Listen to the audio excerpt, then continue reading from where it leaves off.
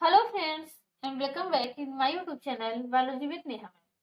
तो फ्रेंड्स, आज के इस वीडियो में हम जानेंगे हीरोडिनेरिया यानी कि लीच के बारे में, जिसे हम किस नाम से जानते हैं, जोक के नाम से जानते हैं। और ये किसका मेंबर है? एनीलिडा का मेंबर है। एनीलिडा में ऐसे जीवों को रखा गया है जिनका शरीर क्या होता है, सेगमेंट में यानी कि खंडों में बटा होता है, समान प्रकार के खंडों में बटा होता है। उस प्रकार के जीव को हम किस में रखते हैं? एनीलिडा में रखते हैं। तो पहले हम क्या करेंगे, एनीलिडा के एक मेंबर हीरोडिनेरिया के बारे में पढ़ेंगे और उसके बाद क्या करके तब हम एनीलिडा का जनरल कैरेक्टर और क्लासिफिकेशन देखेंगे। तो आइए शुरू करते हैं हीरोडिनेरिया के बारे में। तो किसी भी जीव की जो हम पढ़ रहे हैं, सबसे पहले क्या देखते हैं, उसकी एक्सटर्नल मॉर्फोलॉजी देखते हैं, फिर उसकी फिजियोलॉजी और फिर उसका रिप्रोडक्शन। तो आज के इस वीडियो में हम उसकी एक्सटर्नल मॉर्फोलॉजी देखेंगे।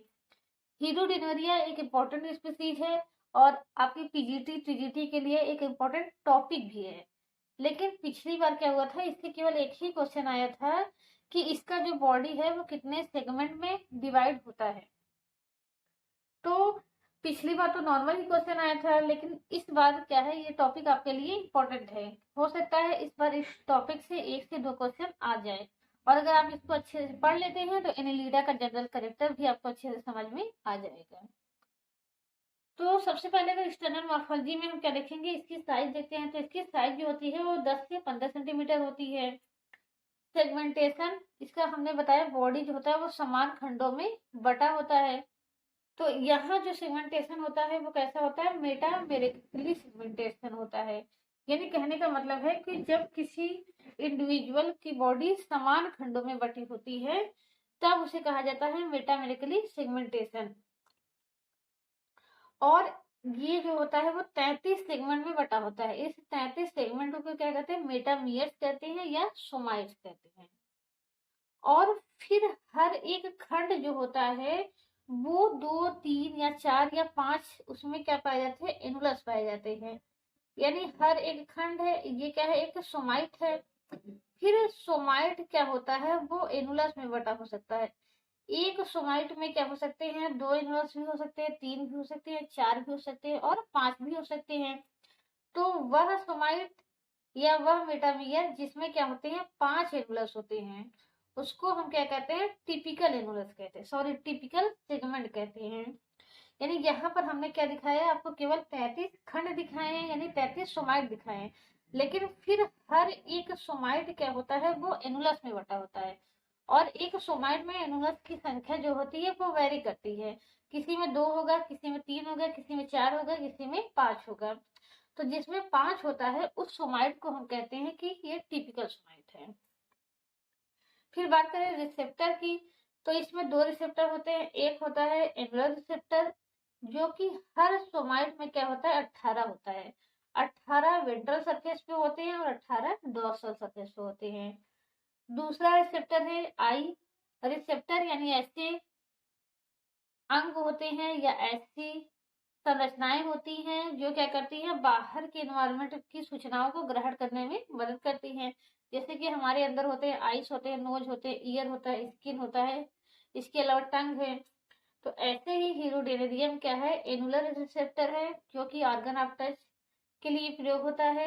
आइस है जो कि देखने के लिए प्रयोग होती है। आइस इसमें जो होती हैं वो 5 पेयर होती हैं। ये 5 पेयर होती हैं। जो पहले के शुरुआती के 5 सेगमेंट्स होते हैं उसमें क्या होती है, एक एक पेयर आई पाई जाती है। लेकिन ये आपको दिखाई इसलिए नहीं दे रहा है क्योंकि आई जो होती है वो डोर्सल सरफेस पे होती है और ये जो फिगर है वो आपका वेंट्रल सरफेस का है। ये हमने इसका वेंट्रल व्यू बनाया है। आई कब दिखती है, डोर्सल व्यू में दिखती है। सकर की बात करें तो इसमें 2 सकर होते हैं, इंटीरियर सकर और पोस्टीरियर सकर। इंटीरियर सकर जो होता है वो प्रोस्टोमियम जो होता है इसका पहला सेगमेंट होता है, लेकिन ये ट्रू सेगमेंट नहीं होता।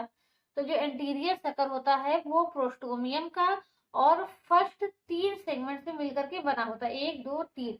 फर्स्ट के 3 सेगमेंट और प्रोस्टोमियम से मिलकर के क्या बना होता है, इंटीरियर सकर। पोस्टीरियर सकर क्या होता है, वो जो लास्ट के 7 सेगमेंट होते हैं 27 से लेकर के 33 तक, उनके फ्यूजन से बनता है पोस्टीरियर सकर।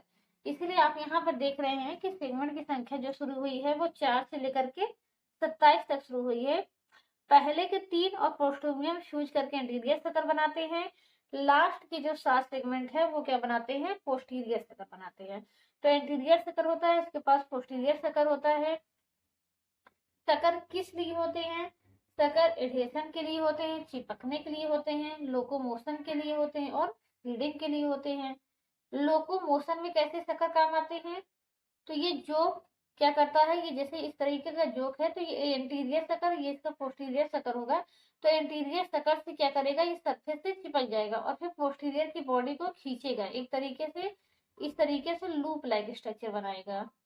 यानी अगर इसको सिंपली समझ सकते हैं तो इस तरीके से जैसे ये अपने आगे के भाग को चिपका लेगा और पीछे के भाग को खींचेगा, फिर ये इस भाग आगे के भाग को उठा करके फिर आगे की सरफेस पर लेके जाता है, पीछे के खींचता है। यानी एंटीरियर सकर के द्वारा ये क्या करता है, चिपक जाता है और चिपकने के बाद क्या होता है, पीछे के भाग को अपने आगे की तरफ खींचता है और इस तरीके से इसमें क्या होता है, मूवमेंट होता है। इसी को कहा जाता है ट्रैवलिंग मूवमेंट या लूपिंग मूवमेंट। तो जो एंटीरियर सकर होता है वो एडहेशन के लिए, लोकोमोशन के लिए और फीडिंग के लिए, तीनों के लिए काम आता है। लेकिन जो पोस्टीरियर सकर है वो केवल एडहेशन के लिए और लोकोमोशन के लिए काम आता है, फीडिंग के लिए काम नहीं आता। फीडिंग के लिए काम कौन आता है, केवल और केवल एंटीरियर सकर। इस एंटीरियर सकर के बीच में क्या होता है, माउथ होता है जिसके द्वारा ये फीडिंग करता है। ये पोस्टीरियर सकर हमने दिखाया है और ये नेफ्रिडियो 4 है। अभी नेफ्रिडियो 4 क्या होता है अभी आइए देखते हैं। तो अभी तक हमने इसका क्या देखा, साइज देखा, सेगमेंटेशन देखा, रिसेप्टर देखा, सकर देखा और सकर के कार्य देखे।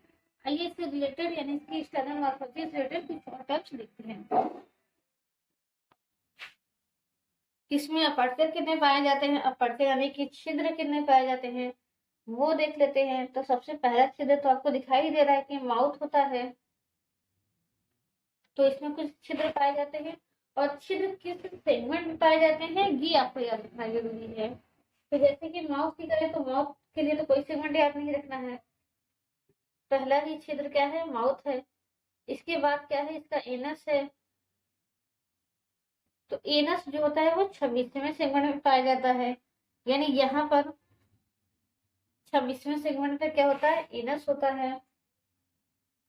नेफ्रीडिया, इसकी यहाँ पर देखेंगे तो 6 से लेकर के सेगमेंट 6 से लेकर के सेगमेंट 22 तक क्या होता है, नेफ्रीडिया पाए जाते हैं। और नेफ्रीडिया जो होती है वो बाहर खुलती है नेफ्रेडियो पोर्स के द्वारा। और यह कितने होते हैं, यानी 17 सेगमेंट में क्या होती है, नेफ्रेडिया होती है 6 से लेकर के 22 तक। और प्रत्येक सेगमेंट में क्या होता है, नेफ्रेडियो पोर्स होते हैं, ये पेयर्स में होते हैं। यानी कुल 17 पेयर क्या होते हैं, नेफ्रेडियो पोर्स पाए जाते हैं। तो तीसरा छिद्र कौन सा हो गया, नेफ्रेडियो पोर, नेफ्रेडियो पोर्स। ये कहां से कहां तक होते हैं, ये पहले कितने होते हैं, 17 पेयर्स होते हैं जैसा कि आप देख सकते हैं। और किस सेगमेंट से लेकर के किस सेगमेंट होते हैं, 6 से लेकर के 22 तक होते हैं। यानी हर एक सेगमेंट में क्या होता है, 2 पोर्स होते हैं। इस तरीके से 17 पेयर्स नेफ्रेडियो पोर्स होते हैं। इसके अलावा जो इम्पोर्टेंट पोर है वो आपको याद रखना है, मेल जेनाइटल पोर और फीमेल जेनाइटल पोर। जो मेल जेनाइटल पोर होता है वो 10वें सेगमेंट पे होता है और जो फीमेल जेनाइटल पोर होता है वो आपका 11वें सेगमेंट पे होता है। मेल जेनाइटल पोर किसमें होता है, 10वें सेगमेंट पे होता है, 10th सेगमेंट पे होता है। और फीमेल जेनाइटल पोर जो होता है वो होता है 11वें सेगमेंट पे। तो इस तरीके से 5 पोर आपको याद रखने हैं। एनस, माउथ के लिए कोई सेगमेंट नहीं याद करना है, एनस 26 सेगमेंट पे होता है। नेफ्रेडियो पोर जो होता है वो 6 से लेकर के 22 सेगमेंट तक होता है, प्रत्येक सेगमेंट पे 2 होता है। इस तरीके से ये 17 पेयर्स होते हैं। मेल जेनाइटल पोर 10वें सेगमेंट पे होता है, फीमेल जेनाइटल पोर जो होता है वो 11वें सेगमेंट पे होता है। अब आइए इसकी बॉडी का डिवीजन देखते हैं कि यानी बॉडी को, पूरी बॉडी को हम कितने रीजन में बांट सकते हैं, बॉडी डिवीजन। तो पहला है इसका बॉडी डिवीजन में सिफेलिक रीजन है, सिफेलिक रीजन। तो एंटीरियर के जो 5 सेगमेंट आते हैं वो किसमें आते हैं, इसमें आते हैं। एंटीरियर के जो 5 सेगमेंट है वो आते हैं सिफेलिक रीजन में। Interior 5th segment, interior 5 segment किसमें आते हैं, सिफेलिक रीजन में आते हैं। तो सिफेलिक रीजन में हमें क्या क्या देखने को मिलता है, इसमें आपको प्रोस्टोमियम देखने को मिलता है, आइस होगा, एंटीरियर सकर होगा और माउथ होगा। यानी इन सबसे मिल करके क्या बना होता है, सिफेलिक रीजन। सिफेलिक शब्द जनरली किसके लिए प्रयोग किया जाता है, हेड के लिए प्रयोग किया जाता है। फिर सिफेलिक के बाद आता है प्री क्लैटेलर रीजन आता है, फिर क्लैटेलर रीजन आता है। तो पहले एक स्ट्रक्चर जान लेते हैं कि क्लाइटेलम, क्लाइटेलम क्या होता है। तो जब ये एग देता है तो एग के चारों तरफ जो होता है ककून बनाने के लिए एक ऑर्गन इसमें बनता है जिसको हम कहते हैं क्लाइटेलम। तो हीरोडिनेरिया में जो ये क्लाइटेलम होता है ये परमानेंट ऑर्गन नहीं होता, ये टेम्परेरी ऑर्गन तब बनता है जब ब्रीडिंग का समय होता है, यानी जब जनन का समय होता है। तो 9, 10 और 11 ये 3 सेगमेंट मिलकर के क्या बनाते हैं, क्लाइटेलम बनाते हैं। क्लाइटेलम का काम क्या होता है, एग के ऊपर ककून का निर्माण करना। तो 9, 10, 11 इसको हम क्या कहते हैं, क्लाइटेलर रीजन कहते हैं। और क्लाइटेलर रीजन के पहले का जो रीजन हो जाएगा वो क्या हो जाएगा, प्री क्लाइटेलर रीजन हो जाएगा। तो इस तरीके से ये क्या हो गया, प्री क्लाइटेलर रीजन। पहला क्या हो गया, सिफेलिक रीजन, दूसरा है प्री क्लाइटेलर रीजन,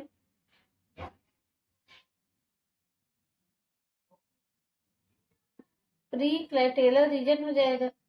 और प्री क्लाइटेलर रीजन में कौन सा सेगमेंट आएगा, 6, 7 और 8 आएंगे, क्योंकि 9, 10, 11 किसमें आते हैं, क्लाइटेलर रीजन में आते हैं। इस रीजन की खासियत क्या है कि इसमें आपको नेफ्रेडियोपोर्स दिखने को मिलेंगे, नेफ्रेडियोपोर्स। ठीक, फिर उसके बाद आ गया क्लाइटेलर रीजन। क्लाइटेलर रीजन कौन से सेगमेंट में होता है, कौन सा सेगमेंट मिलकर बना होता है, 9, 10 और 11 ये 3 मिलकर के क्या बनाते हैं, क्लाइटेलर रीजन बनाते हैं। इनकी जो वाल होती है वो हाईली क्या होती है, ग्लैंडुलर होती है। इनकी वाल्स में यानी ग्लैंड की संख्या अत्यधिक होती है। और यही 3 सेगमेंट जो मिल करके क्या बनाते हैं, टेम्पररी क्लाइटेलम बनाते हैं,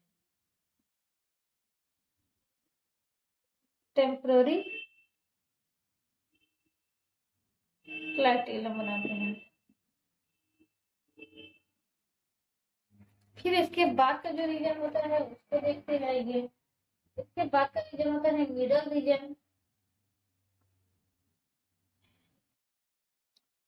इसमें आपके आते हैं 11 सेगमेंट जो कि 12 से लेकर के 22 तक होते हैं। सॉरी, तीसरा हमें क्या रखा, क्लाइटेलर रीजन। और चौथा क्या है, मिडल रीजन। मिडल रीजन में कितने सेगमेंट आ जाएंगे, 11 सेगमेंट। कहां से कहां तक, 12 से लेकर के 22 तक। यानी जहां तक नेफ्रेडियोपोर है वहां तक का रीजन क्या आ गया, मिडल रीजन आ गया। फिर उसके बाद आता है कॉर्डल रीजन। आपके कॉर्डल रीजन में आते हैं 7 सेगमेंट आते हैं। सॉरी, 22 हो गया, इसमें 3 सेगमेंट आएंगे आपके। 23 से लेकर के 26 तक आएंगे, 23, 24, 25, 26 यानी 4 सेगमेंट आ जाएंगे। फिर उसके बाद आता है सकर आता है। सकर में कितने आते हैं, 7 सेगमेंट आते हैं, 27 से लेकर के 33 तक। तो इस तरीके से इसकी पूरी बॉडी को क्या किया गया, डिवाइड किया गया है। Cephalic, pre clitellar region, clitellar region, middle region, caudal region और सकर रीजन। इसको चाहे आप याद कर सकते हैं या छोड़ सकते हैं। सबसे इंपॉर्टेंट क्या है इसमें कि क्लैटेलर रीजन कौन कौन सा बनता है, 9, 10, 11 ये 3 मिलकर के क्या बनाते हैं, क्लैटेलर रीजन बनाते हैं। ये पॉइंट याद रखनी है, सकर कौन से 7 सेगमेंट के फ्यूजन से बनता है। और सिफेलिक रीजन याद करने लगा है कि सिफेलिक रीजन में कौन से सेगमेंट होते हैं, यानी इंटीरियर के 5 सेगमेंट होते हैं, उन्हीं 5 सेगमेंट में क्या होती है, आई पाई जाती है। इसीलिए इसको आकुलर सेगमेंट भी कहते हैं। आकुलर सेगमेंट यानी किससे प्रेरित होकर के नाम रखा गया है, आई से। तो इस तरीके से इसकी बॉडी क्या होती है, इतने भागों में डिवाइड होती है। नेफ्रोडियोफोर कहाँ पाया जाता है, एनस कहाँ पाया जाता है, किस सेगमेंट में पाया जाता है, ये भी याद रखना है। जैसे अगर क्वेश्चन आ गया तो एनस किस सेगमेंट में पाया जाता है, तो आप देख रहे हैं 26 और 26 किस में आता है, कॉर्डल में आता है, तो आज आ जाएगा आपका कॉर्डल रीजन में। अब भाई इसकी बॉडी वॉल देख लेते हैं, क्योंकि बॉडी वॉल भी इसका इम्पोर्टेंट है। इसका जो बॉडी वॉल होता है वो 5 चीजों से मिलकर के बना होता है। एक एक का हम डिस्कस करते हैं। क्यूटिकल, तो क्यूटिकल क्या होता है, इसका सबसे बाहरी आवरण होता है, और जो बार बार क्या होता है, रिन्यू होता रहता है, बार बार नया होता रहता है। यानी जैसे सांप की जानते हैं कि स्किन क्या होती है, निकलती रहती है, ऐसे इसकी भी क्या स्किन होती है, वो बार बार निकलती रहती है, कुछ महीनों में कुछ दिनों में। यानी ये जो क्यूटिकल की लेयर होती है वो एक प्रोटेक्टिव लेयर होती है, सबसे बाहरी लेयर होती है, और बार बार कास्ट ऑफ होती रहती है। कास्ट ऑफ मतलब बार बार निकलती रहती है। इवन जब ये क्या चला जाता है, किसी कीचड़ में चला जाता है, तो कीचड़ से जब बाहर आता है तो क्यूटिकल की ये लेयर क्या होती है, ऊपर से हट जाती है, और ये फिर से क्या हो जाता है, साफ हो जाता है। यानी इंसानों में कपड़े की व्यवस्था की गई है, और इसमें किसकी व्यवस्था है, क्यूटिकल की व्यवस्था है। यानी इस तरीके से ये क्या होते हैं, साफ होते रहते हैं, नए होते रहते हैं। तो ये क्यूटिकल क्या है, बार बार रीन्यूड होता रहता है। और सबसे बाहरी लेयर है, प्रोटेक्टिव लेयर है। फिर दूसरा लेयर होता है एपिडर्मिस की लेयर। ये भी क्या होती है, सिंगल लेयर सेल की बनी होती है, सिंगल लेयर सेल की बनी होती है। इसकी खासियत ये होती है कि कुछ एपिडर्मल सेल्स क्या होती हैं, ग्लैंड्स में बदल जाती हैं। तो यहाँ पर कुछ ग्लैंड्स पाई जाती हैं, आइए उनके बारे में जान लेते हैं। कुछ एपिडर्मिस सेल, एपिडर्मिस जो पूरी बॉडी पे पाई जा रही है। सबसे ऊपर क्या होगा, क्यूटिकल होगा, क्यूटिकल के नीचे कौन सी लेयर होगी, एपिडर्मिस की लेयर होगी। और जगह जगह पर क्या होते हैं, ये एपिडर्मिस की सेल्स जो होती है वो ग्लैंड सेल में ट्रांसफॉर्म हो जाती है। तो कौन कौन से सेल्स बनाती हैं, ये देखते हैं। तो पहला तो बनता है स्लाइम ग्लैंड। स्लाइम ग्लैंड, तो स्लाइम ग्लैंड जो होता है वो पूरी बॉडी में पाया जाता है। पहले तो इसकी ये खासियत है कि एंटायर बॉडी में ये पाया जाएगा स्लाइम ग्लैंड। ये कहाँ पाया जाएगा, आपकी एंटायर बॉडी में पाया जाएगा। और इसका काम क्या होता है, म्यूकस का सिक्रीशन करना। तो म्यूकस क्या करता है, बॉडी को नम बनाए रखता है। तो स्लाइम ग्लैंड के द्वारा ये चीजें होती हैं। दूसरा इसमें जो ग्लैंड पाया जाता है वो शक्कर ग्लैंड पाया जाता है। ये शक्कर ग्लैंड जो होता है वो कहाँ पाया जाता है, केवल शक्कर रीजन में पाया जाता है। यानी जो ये लास्ट के 7 सेगमेंट है और पहले के जो 30 सेगमेंट है, उनमें उनकी जो बॉडी वॉल होगी, उनके अंदर कौन सा ग्लैंड होगा, शक्कर ग्लैंड होगा। और ये शक्कर ग्लैंड का जो सिक्रीशन है वो बस क्या करता है कि सरफेस, जिस सरफेस पर ये मूव करता है उसको क्लियर और स्मूथ बनाता है। ये सरफेस को क्या करता है, क्लियर और स्मूथ बनाता है, जो शक्कर ग्लैंड का सिक्रीशन होता है, ताकि इसको मूव करने में आसानी हो सके। फिर एक इंपॉर्टेंट ग्लैंड होता है जिसको कहते हैं प्रोस्टोमियम ग्लैंड। Prostomium gland. अब प्रोस्टोमियम ग्लैंड क्या करना होता है, इसका काम अभी आपको नहीं समझ में आएगा, आगे जब रिप्रोडक्शन पढ़ लेंगे तब समझ में आएगा कि ये क्या करता है। ककून का जो 2 एंड होता है, जैसे ककून बनता है इस तरीके से, इसके 2 एंड होते हैं, इन एंड को क्या करता है, ये भरने का काम करता है। यानी ये क्या करता है, manufacture to plug off the cocoon. तो एक प्लग का निर्माण करता है, manufacture plug off, manufacture to plug off cocoon. यानी ककून की दोनों एंड को जो होता है भरने का काम करता है। क्यों भरने की नौबत आती है ये भी हम आगे डिस्कस करेंगे। चौथा होता है क्लाइटेलर ग्लैंड। तो यानी आप जान गए ये कहाँ पाया जाएगा, क्लाइटेलर रीजन में ही पाया जाएगा। जो सेगमेंट 9th 10th और 11th है, उनकी जो बॉडी वॉल होगी उसमें कौन सा ग्लैंड पाया जाएगा, क्लाइटेलर ग्लैंड पाया जाएगा। और इस क्लाइटेलर ग्लैंड में भी 2 प्रकार की ग्लैंड होती हैं। एक होता है काइटोजीनस ग्लैंड। काइटोजीनस ग्लैंड ही क्या करती है, ककून का निर्माण करती है, यानी इनके सिक्रीशन से ही क्या बनता है, ककून बनता है। ककून के अंदर क्या होता है, एग होता है। फिर उस एग को पोषण देने के लिए क्लाइटेरा रीजन में ही एक और ग्लैंड पाई जाती है जिसको कहते हैं एल्बुमिनस ग्लैंड। Albuminous gland. और यह एल्बुमिनस ग्लैंड क्या करती है, ककून के अंदर एल्बुमिन को फिल करती है। और एल्ब्यूमिन के द्वारा क्या होता है, जो ककून के अंदर एग है उसका नरिशमेंट होता है। तो इस तरीके से इसमें क्या पाई जाती है, 4 प्रकार की ग्लैंड्स पाई जाती हैं। पूरी स्लाइम ग्लैंड जो होती है वो पूरी बॉडी पे पाई जाती है, लेकिन बाकी सकर ग्लैंड केवल सकर रीजन में पाई जाती है। प्रोस्टोमियम रीजन, जो प्रोस्टोमियम ग्लैंड है वो भी कहाँ पाई जाती है, क्लाइटेलर रीजन में ही पाई जाती है। इसके अलावा क्लाइटेलर ग्लैंड जो होती है उसमें 2 प्रकार की ग्लैंड आती है, काइटोजिनस ग्लैंड और एल्ब्यूमिनस ग्लैंड। ये दोनों भी कहाँ पाई जाती है, 9, 10 और 11वें सेगमेंट में ही पाई जाती है। और प्रोस्टोमियम ग्लैंड प्रोस्टोमियम रीजन में पाई जाती है, जो पहला सेगमेंट है वहां पाई जाती है। और ये तीनों 9, 10, 11 पाई जाती है। ये पहले फर्स्ट सेगमेंट में पाई जाती हैं, ये दोनों शकर में पाई जाती है और ये पूरी बॉडी में पाई जाती है। तो पहला लेयर क्या हो गया, क्यूटिकल, दूसरा एपिडर्मिस और तीसरा होता है डर्मिस, चौथा होता है मसल्स। उसके बारे में कोई स्पेशल पॉइंट नहीं है। तीसरा क्या होता है, डर्मिस,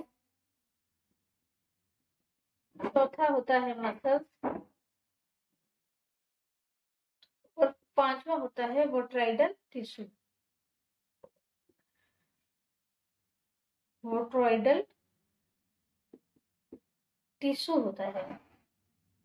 तो हम जानते हैं कि सिलोम क्या होता है कि बॉडी वॉल और एलिमेंट्री, ये बॉडी वॉल है और ये क्या हम मान लेते हैं एलिमेंट्री कैनाल है।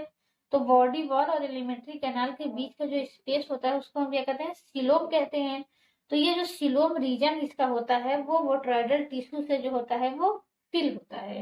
लेकिन कहीं कहीं पर क्या होता है, छोटे छोटे ऐसे स्पेस पाए जाते हैं जहां पर वोट्राइडल टिश्यू नहीं भरा होता है, तो इसको हम कहते हैं हीमोसिलिक रीजन या हीमोसिलोमिक स्पेस। हीमोसिलोमिक स्पेस यानी इस तरीके से इसका जो सिलोम रीजन होता है वो वोट्राइडल टिश्यू से फिल होता है। तो आइए अब देखते हैं कि इसमें लोकोमोशन कैसे होता है। फिर उसके बाद एक एक करके इसका पूरा प्रोसेस देखना और लास्ट में क्या देखना है, रिप्रोडक्शन। तो लोकोमोशन हमने जैसे कि अभी थोड़ा सा बताया कि लोकोमोशन 2 तरीके से होता है। एक तो होता है लूपिंग या इसको क्रीविंग भी कहते हैं, रेंगना। देखते तो आपने जोक को शायद देखा भी होगा। और दूसरा होता है स्विमिंग। लूपिंग में क्या होता है कि ये एनिमल है कोई, मान लीजिए जोक है, तो ये अपने इंटीरियर शक्ल की मदद से अपने क्या करेगा, सरफेस पे अपने चिपका लेगा और पीछे के भाग को क्या करेगा, आगे की तरफ खींचेगा इस तरीके से। ठीक, अब इसका भाग जो यहाँ था, मान लीजिए यहाँ था, उसको खींच करके इसने कहा कर इस पॉइंट पे ले आया। अब फिर ये आगे के भाग को उठाएगा, ये भाग तो इसका यहीं पर टिका रहेगा, लेकिन ये आगे के भाग को उठा करके फिर कहाँ ले जाएगा, और आगे लेकर जाएगा इस तरीके से खींच करके, और फिर इस पीछे वाले भाग को खींचेगा। यानी आगे के भाग को क्या करता है, इस सतह से चिपकाता है और पीछे के भाग को खींच करके अपने पास ले आता है। फिर इसी तरीके से इसमें क्या होता है, लोको मूवमेंट होता है। और दूसरा होता है स्विमिंग होती है। स्विमिंग में क्या करता है, ये जल की धारा के साथ या जल की धारा के विपरीत आराम से तैरता है। तो इस तरीके से हमने इसकी एक्सटर्नल मॉर्फोलॉजी देखी। नेक्स्ट वीडियो में हम क्या देखेंगे, इसकी फिजियोलॉजी देखेंगे। तो अगर आपको वीडियो पसंद आया हो तो प्लीज वीडियो को लाइक कीजिए और चैनल को सब्सक्राइब कीजिए। और अगर आपको कोई डाउट रह गया है तो आप कमेंट करके पूछ सकते हैं। Thank you so much.